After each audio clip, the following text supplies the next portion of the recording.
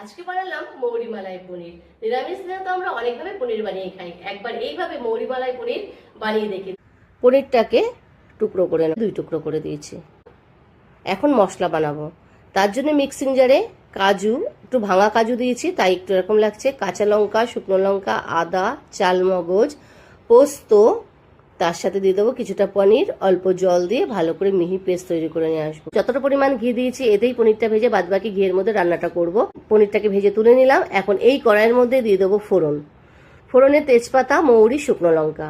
এখন পেস্ট করে রাখা টমেটো দিয়ে ভালো করে কষিয়ে নেবো। বলে বন্ধুরা, রেসিপি দেখে কেমন লাগছে? এখন কিছু গুঁড়ো মশলা দিয়ে দেবো। সবকিছু দিয়ে ভালো করে কষিয়ে নিয়ে দিয়ে দেবো কাজু, লঙ্কা, যে পেস্টটা আমি করে রেখেছিলাম সেই পেস্টটাকে। এখন এর মধ্যে দিয়ে দেবো ভেজে রাখা পনির, ভেজে রাখা মৌরি ওপর থেকে দিয়ে দিলাম। ঢেলে একটু ফ্রেশ ক্রিম দিয়ে গার্নিশিং করে দিলাম, আর ওপর থেকে একটু দেখার সৌন্দর্যের জন্য ভেজে রাখা মৌরি ছড়িয়ে দেবো।